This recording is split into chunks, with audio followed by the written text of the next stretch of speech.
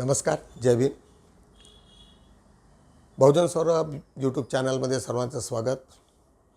आज देश विदेशातील ठळक बातम्या बघूया आपण. काल सर्वांना धक्का देणारी एक बाब, धक्का म्हणण्यापेक्षा एक चांगलीही म्हणता येईल, त्याच्यामध्ये मिश्र आहे, ते म्हणजे सुप्रीम कोर्टाने जाती अंतर्गत सबका जे आहेत सब जाती त्याचं रिझर्वेशन करायला स्टेटला परमिशन दिलेली आहे.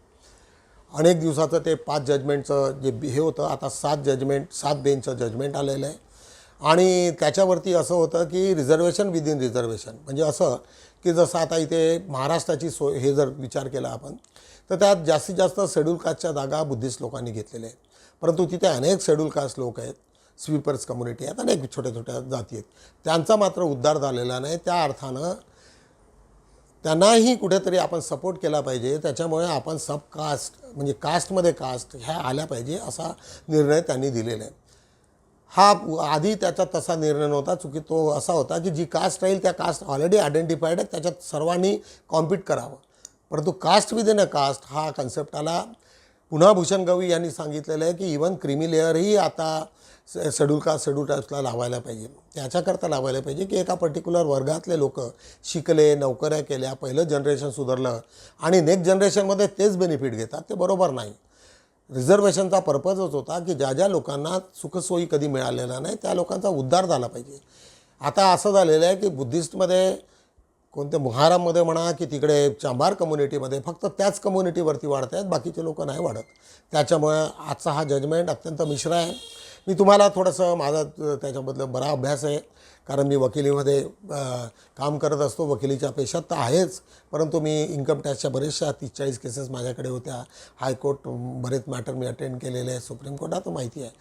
तर त्याच्यामुळे मला असं वाटतं आहे की Indira Sawhney versus of Union of India ही केस जी झाली त्याच्यामध्ये SC-STच्या लोकांना तुम्हाला बार नाही, तुम्ही जनरलसोबत कॉम्पीट करू शकता.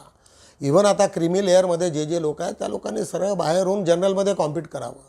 आणि जनरलमध्ये जर तुम्ही कॉम्पीट करायला लागला तर निश्चितच एका दृष्टिकोनातनं ब्राह्मणांचा जो रिझर्वेशन जे कोटा आहे त्याच्यामध्ये निश्चित तुम्ही हात घालणार. ओबीसीमधले लोक किंवा त्याच्यामध्ये जनरलमधले ज्या कोणत्या कम्युनिटी आहेत त्याच्यावरती तुम्ही कॉम्पीट करणार, तुम्ही त्या हिशोबाने तयारी करणार, तर निश्चितच हे जजमेंट ब्राह्मण लोकांना घात्याचं ठरेल. कारण आजही जेवढे मेरिटोरियस विद्यार्थी होते त्यांना रिझर्वेशनच्या आतमध्ये दाबून ते मात्र त्या रिझर्वेशनच्या वरती जाऊ देत नव्हते. जरी आपल्याला ते रिझर्वेशन म्हणजे जनरल कॅटेगरीमध्ये आपलं रिझर्वेशन आपल्याला कॉम्पीट करता येत होतं. आणि मेडिकलच्या अनेक ॲडमिशन्समध्ये आपण पाहिलं की जेवढ्या लोकांचा मेरिटोरियस होते त्यांना समोर काढत होते आणि जिथे कट ऑफ झाल्याच्यानंतर रिझर्वेशन आपण घेत होते. परंतु त्याच्यानंतर अनेक लोकांनी त्याच्यावरती आक्षेप घेतले आणि आम्ही लोकही सक्रिय नसल्यामुळे तो सर्व हे झालेला आहे. त्याच्यावरती आधारित आणि पॉलिटिकली काही घडामोडी झालेल्या आहेत. तिथे ज्या पद्धतीने स्पीकरच्या विरोधामध्ये अनेक लोकांनी जे केलेलं आहे म्हणजे जमाव उठवलेला आहे, या सर्वांचे 1-2 व्हिडिओ तुम्हाला बघूया 1-2 वीडियो. होना ये चाहिए डेमोक्रेसी में. संविधान कहता है कि स्पीकर न्यूट्रल है, किसी का नहीं है, ना सत्ता पक्ष का है ना विपक्ष का है. स्पीकर तो एक रूल बुक के जरिए सदन चलाता है, ऐसा हमारा संविधान कहता है. लेकिन विपक्ष कह रहा है कि नहीं साहब, ऐसे है नहीं ये स्पीकर एकदम अलग है. कोई तो यहाँ तक कहता है कि वो स्पीकर नहीं है, हिज मास्टर वॉइस है मोदी और शाह की. अब सवाल इस बात का है कि अगर स्पीकर इतना विवादास्पद है, विपक्ष इतना चिढ़ता है उनसे, तो मोदी जी ने दोबारा क्यों बना दिया बिरला साहब को स्पीकर? उसी कुर्सी पर दोबारा क्यों बैठा दिया? क्या मोदी के पास कोई और आदमी नहीं था? क्या मोदी ने स्पीकर को, ओम बिरला को स्पीकर बनाकर अपने पैर पर कुल्हाड़ी मार ली? क्या ऐसा है या फिर कुछ और है तस्वीर? कुछ लोग कहते हैं कि मोदी और शाह ने इसलिए ओम बिरला को स्पीकर बनाया है कि उनका एक हिडन एजेंडा है, वो बहुत कुछ करना चाहते हैं. अब कुछ लोग कह रहे हैं तोड़फोड़ करेंगे, पार्टी तोड़ देंगे, मर्जर करा देंगे. और कहीं ना कहीं बिरला साहब तो अमित शाह के आदमी हैं. ये भी आरोप है विपक्ष का कि बिरला साहब का रिमोट अमित शाह के हाथ में रहता है. तो क्या एक हिडन एजेंडा है? क्या इस मकसद से ही ओम बिरला को मोदी और शाह ने फिर से कुर्सी पर स्थापित किया है, या फिर गलती करती है? मुझे लगता है एक बहुत बड़ा सवाल है. और ये जो टकराव है, ऐतिहासिक टकराव, स्पीकर वर्सेस अपोजिशन, जिसकी वजह से हाउस नहीं चल पा रहा, आज भी नहीं चला, इसकी इंतहा क्या होगी? इसकी सीमा क्या होगी? एक बहुत बड़ा सवाल है, क्योंकि स्पीकर अगर डिस्टर्ब कर रहा है विपक्ष को और विपक्ष अगर बहुत मजबूत है तो फिर समझ लीजिए हर सत्र में नहीं, हर क्षण में हंगामा ही हंगामा। एक बड़ा सवाल है आगे क्या होता है, इस पर आज हम रोशनी डालेंगे। मेरी बात आपने सुनी, लेकिन आप आज संदीप मनुधने साहब को सुनिएगा। शिक्षाविद हैं, राजनीति और अर्थनीति के वाकई ज्ञानी हैं, आप उनको सुनिएगा। और आज आप अभिषेक को भी सुनिए, क्योंकि अभिषेक पार्लियामेंट्री डेमोक्रेसी को एक शोध छात्र की तरह, पत्रकार की तरह, एक स्कॉलर की तरह पढ़ते हैं, समझते हैं, समझाते हैं। तो संदीप मनुधने इंदौर से जुड़ रहे हैं और नोएडा से हमारे साथ अभिषेक जुड़ रहे हैं। दोनों को सुनिए, जो मैंने कहा उसकी तुलना करिए उनके साथ, और एक बड़ी तस्वीर देखने की कोशिश करिए जो हिंदुस्तान की सियासत को आने वाले समय में कभी भी चेंज कर सकती, बदल सकती है। चलते हैं संदीप मनुधने के पास और अभिषेक कुमार के पास। संदीप साहब, पहला सवाल मेरा आपसे, क्या मोदी ने, अगर मैं साफ शब्दों में कहूं, मोदी और शाह ने ओम बिरला को दोबारा स्पीकर की कुर्सी पर बैठाकर, एक विवादास्पद स्पीकर को जिससे पूरा समूचा विपक्ष चिढ़ा हुआ था, उसको दोबारा बैठाया? ये मोदी की जिद थी? मोदी ने क्या पैर पर कुल्हाड़ी मार ली जिद को चलते, या फिर कोई एक हिडन एजेंडा? इतनी नाराजगी, इतनी ज्यादा नाराजगी इस व्यक्ति से विपक्ष को क्यों है सर? इतनी नाराजगी क्यों? दीपक जी, अगर 140 सांसदों को धक्के मार के सदन से बाहर निकाल दिया जाएगा और पीठ पीछे भारतीय न्याय संहिता जैसा आमूलचूल परिवर्तनकारी कानून पारित करवा लिया जाएगा, तो क्या विपक्ष के सांसद तारीफ के पुल बांधेंगे? यह है आपके सवाल का जवाब। ओम बिरला जी ने भारतीय संसदीय इतिहास में वो काम किए हैं जो कभी किसी स्पीकर ने नहीं किए। संसद का, लोकसभा का स्पीकर उसका कस्टोडियन होता है, उसका संरक्षक होता है, जिसमें न केवल सत्ता पक्ष बल्कि विपक्ष को साथ लेके चलना और खास तौर पर लीडर ऑफ अपोजिशन को पूरा मौका बोलने का देना और उनपे से कैमरा बोलते समय नहीं हटने देना, ये स्पीकर के अघोषित कर्तव्यों में शामिल होते हैं। लेकिन आदरणीय ओम बिरला जी ने जो कुछ किया पिछले 5 सालों में और पिछले 7 दिनों में, 3-4-5 दिनों में, वो इससे ठीक उलट है। उन्होंने केवल और केवल सत्ता पक्ष के हितों को साधने की प्रत्यक्ष और परोक्ष रूप से कोशिशें की हैं, और यह बात विपक्ष जानता था कि ऐसा ही होगा। अब आता हूं आपके सवाल के दूसरे हिस्से पर कि क्या मोदी जी ने इनको फिर से स्पीकर पद पे बिठा के गलती कर दी? देखिए, मोदी जी की मजबूरी है कि अपने वोटरों के सामने सातत्य यानी कंटिन्यूटी का पूरा एक प्रदर्शन करना कि कुछ नहीं बदला, सब कुछ ठीक है, कहीं कुछ गड़बड़ नहीं है। देखो, लोग भी वो के वो हैं, देखो मंत्री भी वो के वो हैं, देखो स्पीकर तक वो का वो है। ये करने के चक्कर में गड़बड़ ये हो गई कि एक ऐसा व्यक्ति उस आसंदी पर आज विराजमान हो गया जो विपक्ष जिसे शत्रु के रूप में देखता है। विपक्ष को पता है ये व्यक्ति हमारे साथ कोऑपरेट नहीं करेगा। वो हमने कल उसकी बानगी देख ली। 5 बार के सांसद, जिसमें से एक बार राज्यसभा का भी कार्यकाल है, 3.5 लाख से जीते हुड्डा जी को ओम बिरला जी बोलते हैं चलो बैठो, चलो बैठो। अरे ये कोई तरीका है आपका? वो आपसे सीनियर है संसद में। नेहमीप्रमाणे बुद्धय्या सिरियलमधनं एक छोटासा इन्सिडन्स तुम्हाला सांगतोय। तुम्हा सर्व लोकांना माहिती आहे की बिंबिसारने त्यांचा पुत्र अजातशत्रूंनी त्याला बंदिस्त केलं। बंदिस्त केल्याच्या नंतर त्याला त्याच्यावरती राज्याभिषेक झालं। ब्राह्मणांनी त्याचा राज्याभिषेक केलं आणि त्याच्यानंतर मग ते राज्यसभेत आपल्या सभेत बसलेले असताना तिथे चर्चा झाली। त्यावेळेस देवदत्त चिडून तो म्हणाला की अजूनपर्यंत जो खरा शत्रू आहे त्याला आपण सोडलं आणि त्याच्यावरती आज तुम्ही काहीच केलेलं नाही। या सर्व परिस्थितीचा आढावा घेऊन त्यांनी असं ठरवलं की पहिले तुम्ही सिद्धार्थ गौतमालाचा हे करा। त्यावेळेस ब्राह्मण म्हणतात की असं चुकूनही करू नका, ज्यास तुम्ही इथे बोलले याच्यानंतर बोलू नका। कारण समजा आता जनतेने एवढं सहन केलं की आपण बिंबिसारला राजाला आपण हे केलेलं आहे सोने, आपण जनता मात्र खामोश आहे, परंतु सिद्धार्थाच्या अंगावर जर आपण हात टाकलं तर तर निश्चितच त्याचे परिणाम फार वाईट होतील. अशा पद्धतीचं तो हे होतं आणि त्याच्यामुळं मग त्याच्यानंतर ते काय त्याच्यात तिथे स्थगिती होते. अशा पद्धतीचा हा व्हिडिओ म्हणजे देवदत्त हा त्याच्या मनात किती कटुता होती सिद्धार्थाबद्दल हे सांगणारा हा व्हिडिओ निश्चितच तुम्हाला आवडेल. बघूया आपण. मित्र, आज बड़ा ही आनंद आया,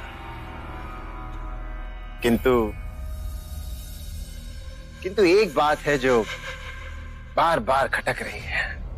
कौन सी बात? जिसके कारण ये सारा उपद्रव हुआ वो तो साफ बच गया. मेरे विचार से सबसे पहले उसे मार देना चाहिए. किसकी बात कर रहे हो तुम?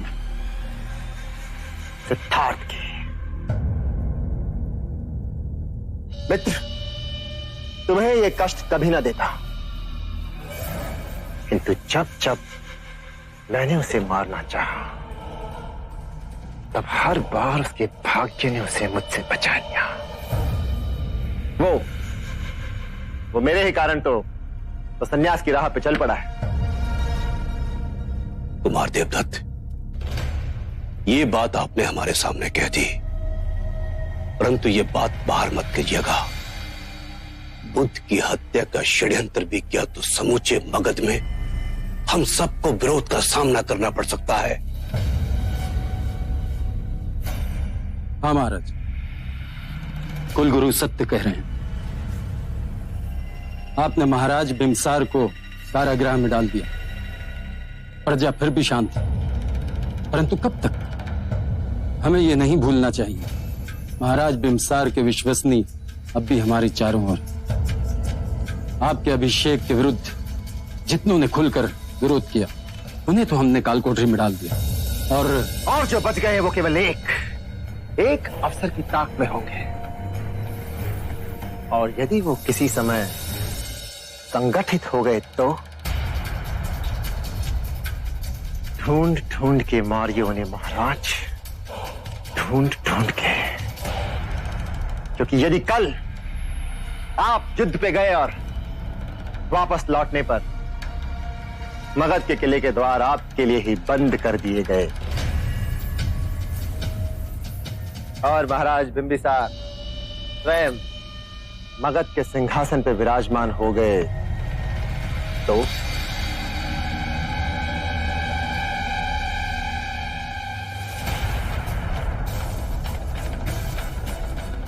क्यों ना इस रोग को जड़ से ही काट के फेंक दिया जाए.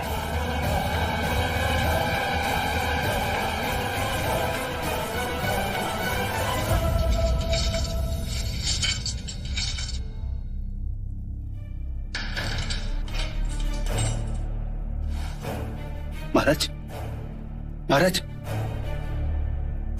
खुद तुम? महाराज, हमें आपकी आज्ञा चाहिए. आज रात्रि को आपके विश्वसनीय सैनिक कारागृह पर आक्रमण करके आपको छुड़ा लेंगे. बस हमें आपके संकेत की प्रतीक्षा है महाराज. कितने सैनिक हो तुम? 150 या 200 के लगभग महाराज. मैं तुम्हारा शासक ही नहीं, पिता भी हूं. मैं इतने सारे जीवन को व्यर्थ बलिदान नहीं दे सकता. 200 सैनिक अजात शत्रु की सेना से टक्कर नहीं ले सकेंगे. वो मेरी हत्या तो करेगा ही, किंतु वो तुम्हें भी चुन चुन के मारेगा. अजात शत्रु रक्त का अत्यधिक प्यासा है. वो तुम्हारे परिवार वालों को भी नहीं छोड़ेगा. परंतु युवराज अजातशत्रु आपका वध करना चाहते हैं महाराज. अपने महाराज की आज्ञा का पालन करोगे? जी महाराज. अपने जीवन को यूं व्यर्थ बलिदान ना करो. मेरी आत्मा को अत्यंत शांति प्राप्त होगी यदि तुम मेरे प्यारे मगध की सेवा करोगे. तो अजात शत्रु सत्ता का लोभी अवश्य है, पर मगध की प्रजा की देखभाल करेगा. अब तुम अपने प्राण अधिक संकट में न डालो। जाओ यहां से। बाप को अकेला छोड़ के नहीं जा सकता। ये तुम्हारे महाराज बिंबिसार का आदेश है।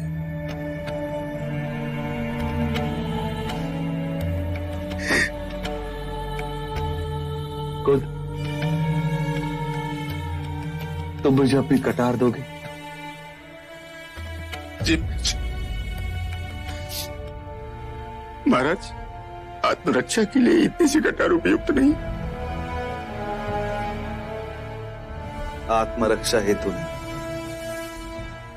इस कटार से मैं अजात शत्रु को पितृ हत्या के पाप से सदा सदा के लिए मुक्त कर दूंगा।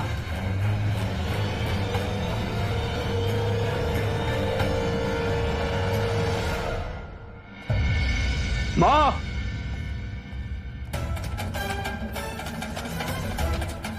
मैंने आदेश दिया था कि कोई भी महाराज को भोजन नहीं देगा, किंतु आपने कई बार मेरे आदेश की अवहेलना की और छुपते छुपाते महाराज को भोजन दिया। दूंगी, हर बार भोजन दूंगी उन्हें और हर बार अवहेलना करूंगी। क्या करोगे? हत्या करोगे तो कर दो। देखो मेरी आंखों में, तुम जब मेरी कोख में थे ना, मुझे तुम्हारे पिता का रक्त पीने की इच्छा हुई। उन्होंने एक क्षण के लिए भी नहीं सोचा, तुरंत अपनी हथेली काट दी और मेरे रक्त पीने की इच्छा को पूरा किया। उसी पल हमारे ज्योतिषी ने भविष्यवाणी की, ये होने वाला शिशु अपने ही पिता का वध कर देगा। मुझे ये बात पता चली, मैंने तुम्हें गिराने की बहुत कोशिश की, लेकिन वो तुम्हारे पिता ही थे जिन्होंने मुझे रोक दिया। जब तुम्हारा जन्म हुआ ना, मैंने तुम्हें मारने की बहुत कोशिशें की, लेकिन ये जानते हुए कि तुम ही उनका वध करने वाले हो, उन्होंने तुम्हें बचा लिया, तुम्हें पाला, तुम्हें पोसा, इतना बड़ा किया, और तुमने सिंहासन की वासना के लिए उन्हें अपने राज्य में ही बंदी बना लिया। निर्मम अत्याचार कर रहे हो उन पर। लोग तो अपने मृत्यु प्राप्त पिता को पितृ तर्पण करते हैं, लेकिन एक मेरी निर्लज संतान जिसने अपने ही पिता को जीते जी मार दिया। दूंगी, हर दिन उन्हें भोजन अवश्य दूंगी। जो कर सकते हो कर लो। मां, कदाचित तुम्हारे भाग्य में भी और जीना लिखा है, या फिर मेरा भाग्य अधिक बलशाली है कि उसमें तुम्हारी हत्या नहीं लिखी। कल रात्रि महाराज ने स्वयं को कटार मार आत्महत्या कर ली।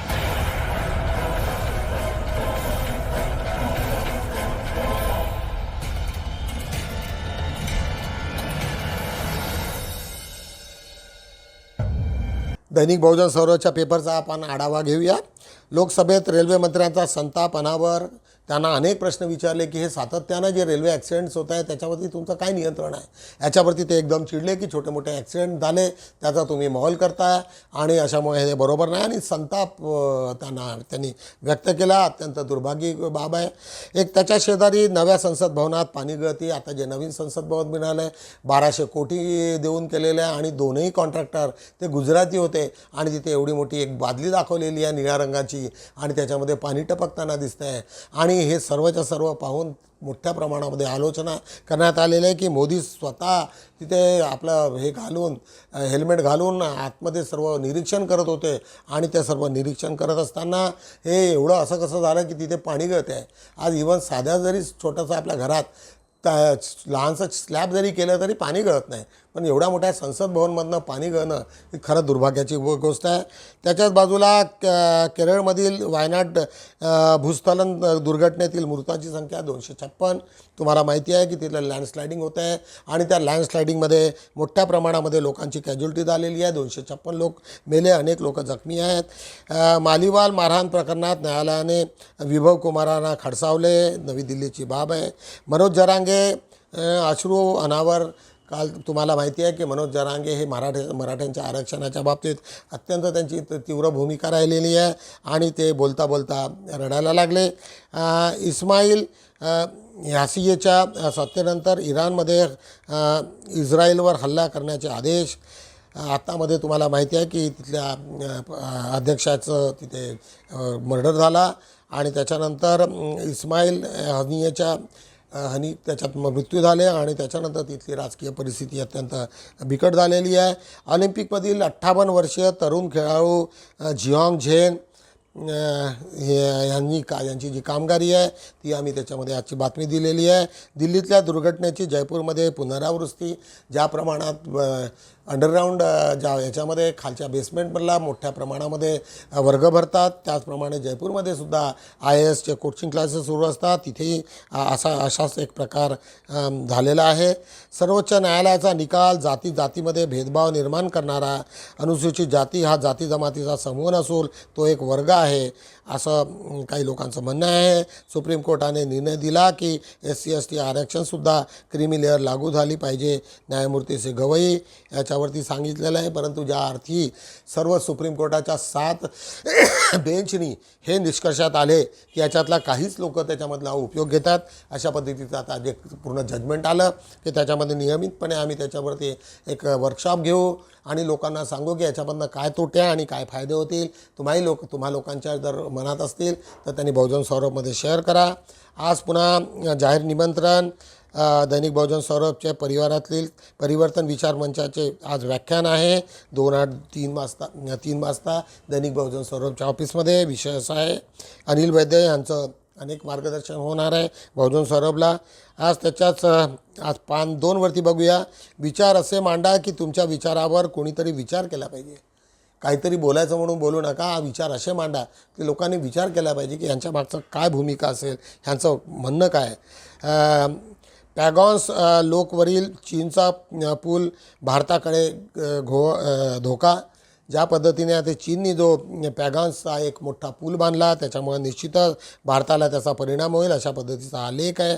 महाराष्ट्रात राजकारणाचे डर्टी गेम याच्यावरती भूपेंद्र गणवीर यांचा हा लेख अत्यंत महत्त्वाचा आहे की ज्या पद्धतीने वेगवेगळ्या पद्धतीने जे आपल्या इलेक्शनच्या बाबतीमध्ये लोक जे घोळ करून राहिलेले आहेत आणि ज्या पद्धतीने गलिच्छ भाषेचा वापर होतो आहे त्याच्यामुळे हा डर्टी गेम आहे अशा पद्धतीचं भूपेश गणवीर यांचं म्हणणं आहे. माझे हायस्कूल जीवन जयंत नरांजे त्यांच्या ज्या लहानपणच्या आठवणी आणि त्याच्यापासून मिळालेले त्यांना संस्कार याच्यावरती आधारित जयंत नरांजे यांचा हे आहे एक लेख आहे. इजिप्तची नदा होपेज तिच्यावरती एक पोटात बाळ असतानासुद्धा ती प्रेग्नंट असताना तिने मोठ्या प्रमाणात खेळाडूमध्ये भाग घेतला आणि तिने पदक हासिल केलेले. त्याच्याच बाजूला बहिष्कृत हितकारणीची सभा आज आहे. पुन्हा बौद्धानो सावधान OBC के सन्मान में प्रकाश आंबेडकर मैदानमध्ये. आता OBC किती प्रकाश आंबेडकराला डोक्यावर घेतात कारण दलिताच्या याच्यामध्ये त्यांनी सर्व काम करून चुकलं, परंतु दलित लोकांनी फारसा त्याला रिस्पॉन्स दिलेला नाही कारण त्यांना माहिती होतं की यांचं नेहमीचंच आहे म्हणून. त्याच्यामुळे आता OBC नेता याच्यासाठी मराठा आरक्षणाच्या साठी ते रस्त्यात येणार आहे. पुन्हा BJPची खेळी आहे की काय अशा पद्धतीच्या अनेक शंका आम्हाला उपस्थित झालेल्या आहेत. अडचणीत असताना अडचणीपासून दूर पळणे म्हणजे अजून मोठ्या अडचणीत जाण्यासारखे आहे. अडचणी असतात परंतु पळून जाणं हा काही मार्ग नाही आहे.